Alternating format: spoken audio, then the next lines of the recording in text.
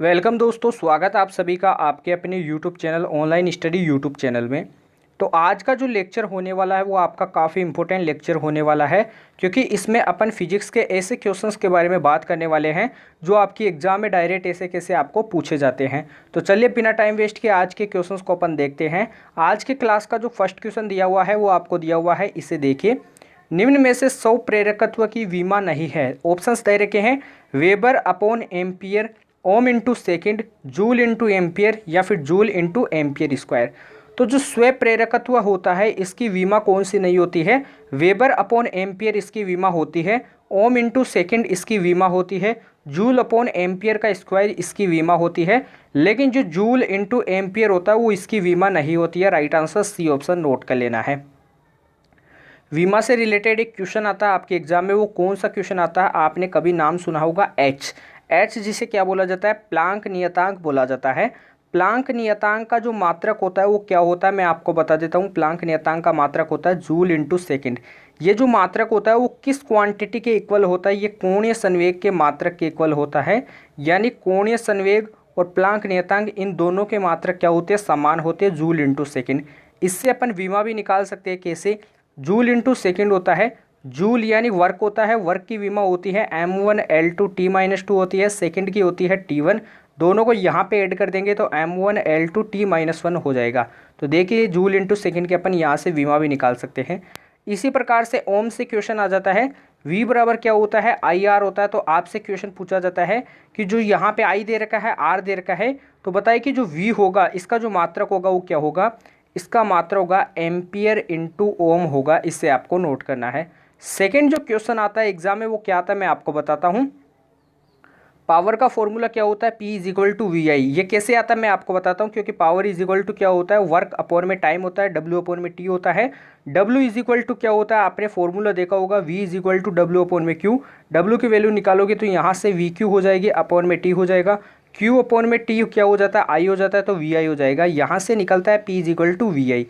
अब अपन जानते हैं कि V बराबर आई आर क्या होता है? ओम्स लॉ से होता है। तो V बराबर आई आर रखेंगे तो यहाँ पे एक फॉर्मूला बन जाएगा I स्क्वायर आर। तो एक फॉर्मूला आई स्क्वायर आर हो जाएगा। अब सेकंड क्या करते हैं अपन?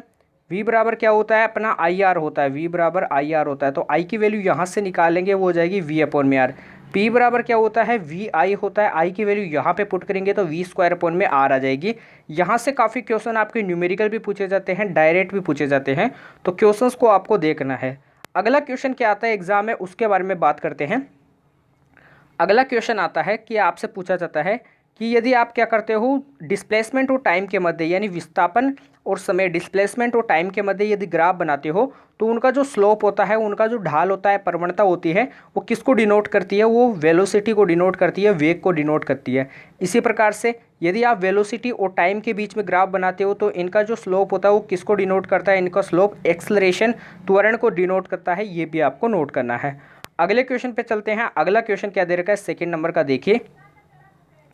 1 माइक्रोकुलाम एवं 5 माइक्रोकुलाम एक दूसरे से 4 सेमी की दूरी पर रखे गए हैं। दो आवेश आपको दे रखे हैं, 1 माइक्रोकुलाम दे रखा है और एक दे रखा है 5 माइक्रोकुलाम।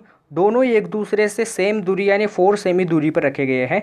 आपसे कभी भी ऐसे पूछा जाता है कि दो आवेश आपको दे रखे हैं, यदि उनको एक समान दूरी पर रखा जाता है, चाहे आपकी 4 सेमी हो, 8 सेमी हो या फिर 7 सेमी कुछ भी हो, लेकिन दूरी एक ही होनी चाहिए, एक समान दूरी होनी चाहिए। तो उसमें यदि आपसे पूछा जाता है कि आवेशों के द्वारा उत्पन्न जो बलों का रेशियो होगा वो क्या होगा, यानी जो F1 रेशियो जो F2 होगा उसका मान सदैव क्या होगा? 1:1 होगा, 1:1 होगा। राइट आंसर बी ऑप्शन, इसको आपको नोट कर लेना है। कब होता है? जब दो आवेशों को समान दूरी पर रखा जाता है। अगले क्वेश्चन को देखिए। अगला क्वेश्चन क्या दे रखा है? इससे पहले मैं आपको क्वेश्चन बता देता हूँ, विद्युत क्षेत्र इलेक्ट्रिक फील्ड वाले चैप्टर में कौन से क्वेश्चन आपके न्यूमेरिकल में बनते हैं। आपने काफ़ी बार एक फॉर्मूला देखा होगा, जो बल होता है विद्युत कुलाम बल, कुलाम फोर्स होता है, उसका फॉर्मूला होता है KQ1Q2 अपॉन में आर स्क्वायर होता है। K की वैल्यू होती है 9 × 10⁹ होती है। लेकिन एक फॉर्मूला आपने देखा होगा F is equal to QE होता है। यहाँ से E की वैल्यू क्या आ जाएगी? F अपॉन में Q आ जाएगी। यहाँ से आपको नोट कर लेना है। एक यहाँ से आपका न्यूमेरिकल बन जाता है। F की वैल्यू यहाँ पे पुट करोगे तो E की वैल्यू अपने पास क्या आती है? E इज इक्वल टू आता है KQ1 अपॉन में R, या फिर आप बोल सकते हो KQ अपॉन में R हो जाएगा। तो F बराबर QE, यहाँ से एक न्यूमेरिकल आ सकता है आपके एग्जाम में, तो आपको नोट कर लेना है। अब आपका अगला क्वेश्चन क्या बन जाता है कि आपने काफ़ी बार देखा होगा कि 1 जूल जो होता है उसका सीजीएस में वैल्यू क्या होता है, 10⁻7 अर्ग होता है। क्या होता है, 10⁻7 अर्ग। न्यूमेरिकल कैसे बनता है मैं आपको बता देता हूँ। आपसे पूछा जाता है कि जो 1 अर्ग होता है उसमें कितने जूल होते हैं, तो उसमें होते हैं 10⁻⁻7 जूल होते हैं। इसी प्रकार से 1 जूल में कितने अर्ग होते हैं, 10⁻7 अर्ग होते हैं। न्यूटन से भी पूछा जाता है 1 न्यूटन कितने डाइन के इक्वल होता है, 10⁻5 डाइन के इक्वल होता है, इसे नोट कर लेना है। और जो 1 डाइन होता है वो किसके इक्वल होता है, वो होता है 10⁻⁻5 न्यूटन के इक्वल होता है, इसे भी आपको नोट कर लेना है। अगले क्वेश्चन को देखिए। अगला क्वेश्चन आपको दे रखा है, आपको कैपेसिटर वाले चैप्टर से क्वेश्चन दे रखा है। फेरोड समतुल्य नहीं है, किसके समतुल्य नहीं है, Q अपॉन वी के। सबसे पहले अपन देखते हैं जो आपका फेरोड होता है उसका फॉर्मूला होता है Q बराबर CV होता है। यहाँ से C की वैल्यू निकालेंगे जो क्या हो जाएगी Q अपॉन में V। तो C को यहाँ पे क्या बोला जा रहा है, फेरोड बोला जा रहा है, इसे आपको नोट करना है। कैपेसिटेंस बोला जाता है, नोट करना है।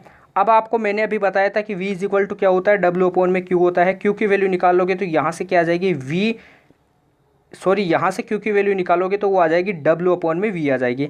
W अपॉन में V यहाँ पे पुट करते हैं तो W अपॉन में V स्क्वायर हो जाएगा। एक V यहाँ पे और एक V यहाँ से आ जाएगा, तो W अपॉन में V स्क्वायर हो जाएगा।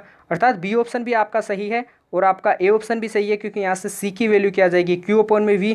C की वैल्यू दूसरी क्या आ जाएगी, W अपॉन में V स्क्वायर। अब अपन एक और वैल्यू निकालते हैं, वो कैसे आएगी, C बराबर क्या हो जाएगा, Q अपॉन में V हो जाएगा। अब जो Q अपॉन में V है, यानी आपका जो Q होता है, सबसे पहले V बराबर क्या होता है, W अपॉन में Q होता है। Q बराबर W अपॉन में V होता है। और C बराबर क्या होता है, Q अपॉन में V होता है, ऐसे होता है। तो यहाँ से एक फॉर्मूला और क्या बन जाएगा आपका, C बराबर Q स्क्वायर अपॉन में W हो जाएगा। क्योंकि जो C बराबर क्या होता है, QV होता है।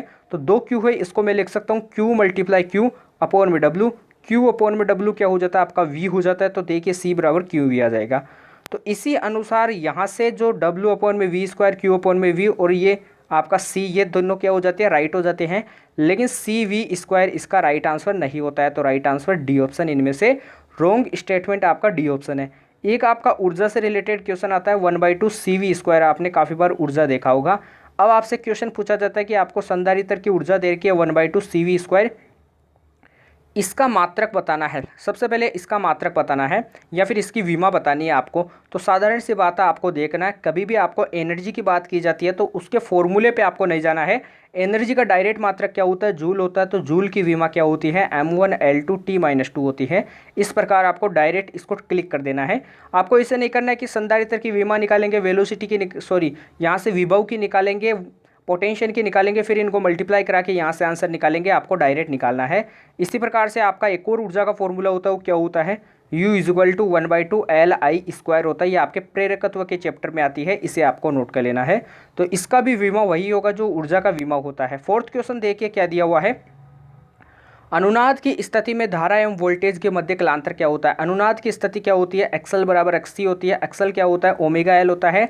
और ये क्या होते हैं, 1 अपॉन में ओमेगा C होता है। यहाँ से आप फ्रीक्वेंसी निकालते हो तो वो क्या आती है, 1 अपॉन में 2π√LC आती है। तो यहाँ से क्वेश्चन बन जाता है, ये आपकी क्या होती है, रेजोनेंशियल फ्रीक्वेंसी होती है, आपकी क्या होती है, अनुनादी आवृत्ति होती है। तो इनके मध्य जो कालांतर होता है वो क्या होता है, तो इनका जो मध्य कालांतर होता है वो 0 डिग्री होता है। राइट आंसर ए ऑप्शन, फटाफट आपको नोट कर लेना है। अगला क्वेश्चन देखिए, 5 नंबर का क्वेश्चन आपको दिया हुआ है, एलसी परिपथ की प्राकृतिक आवृत्ति कितनी होती है। तो मैंने अभी बताया कि जो उसकी प्राकृतिक आवृत्ति होती है वो होती है FR is equal to 1 upon में 2π√LC होती है। इसे आपको नोट कर लेना है। अगले क्वेश्चन को देखते हैं। अगला क्वेश्चन क्या दे रखा है, उससे पहले एक फॉर्मूला आता है ओमेगा, कोणीय आवृत्ति बोल दो या फिर आप कुछ भी बोल सकते हो, कोणीय आवृत्ति बोल सकते हो। इसका फॉर्मूला होता है 2π अपॉन में T होता है, ओमेगा बराबर 2π अपॉन में T।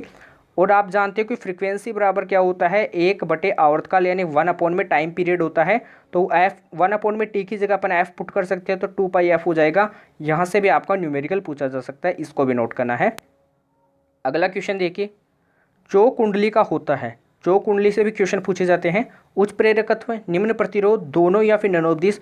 तो चौक कुंडली जो होती है उसके क्या होते हैं, दोनों होते हैं। उच्च प्रेरकत्व भी होता है और निम्न प्रतिरोध भी होता है। तो दोनों चीज़ों को आपको नोट कर लेना है। अब आपका एक क्वेश्चन एनडीए में भी पूछा गया है और आपके एग्जाम में काफ़ी बार पूछा जाएगा। तो वो क्वेश्चन क्या है उसके बारे में मैं आपको बता देता हूँ। मर्ग मरीचिका का कारण क्या है, तुरंत आपको बताना है। मर्ग मरीचिका का कारण क्या है, तो आपको बताना है, कमेंट बॉक्स में तुरंत आपको बताना है। इंद्रधनुष किसके कारण बनता है? इंद्रधनुष बनने का कारण क्या होता है? वर्ण विक्षेपण होता है, ये भी आपको नोट करना है। थोड़ा सा इंद्रधनुष के बारे में बात कर ले हैं तो आपका इंद्रधनुष होता है ये 7 कलर्स में क्या होता है? डिवाइड होता है 7 कलर्स में।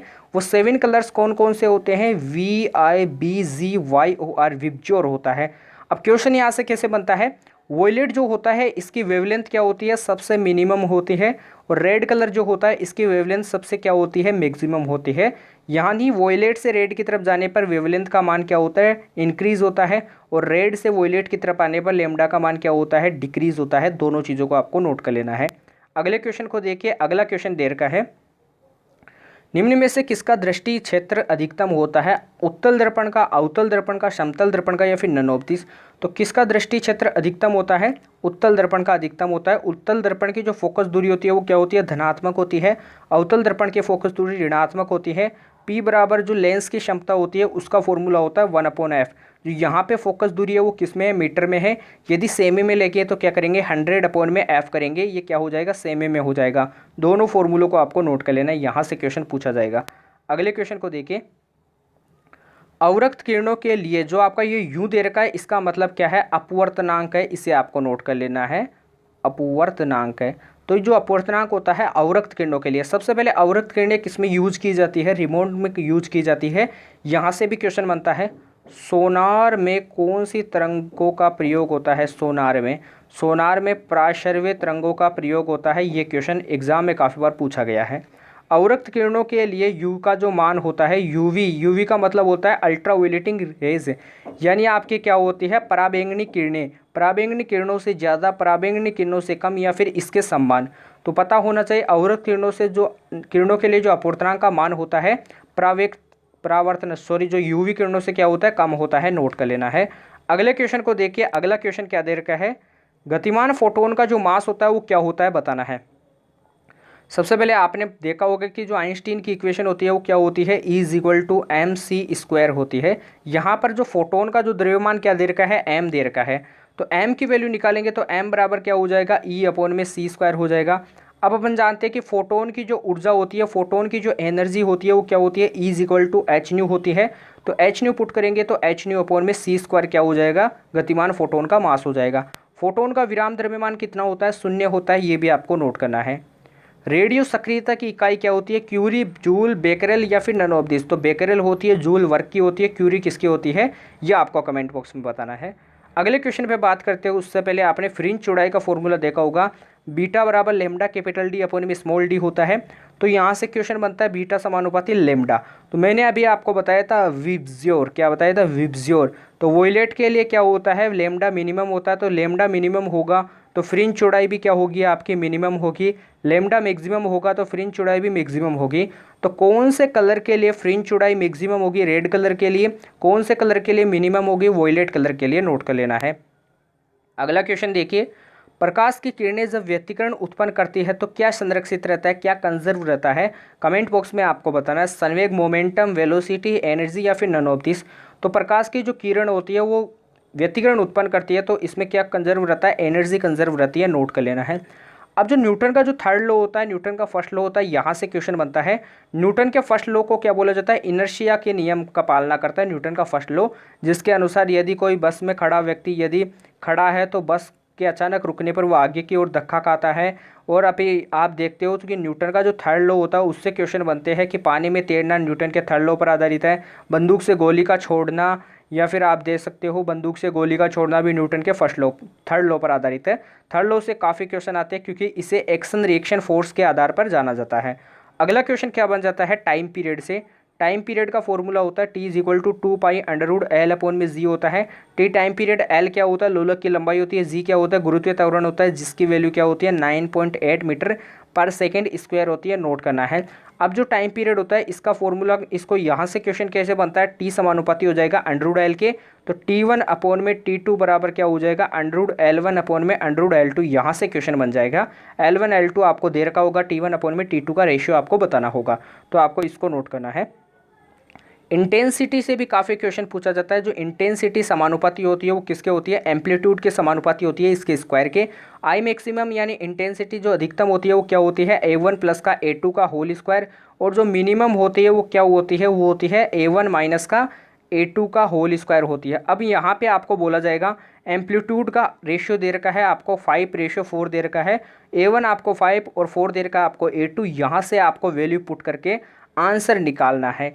यहाँ से एक क्वेश्चन एग्जाम में काफ़ी बार पूछा गया है, आगे भी पूछा जाएगा। फिर से मैं एक और क्वेश्चन आपको बता देता हूँ।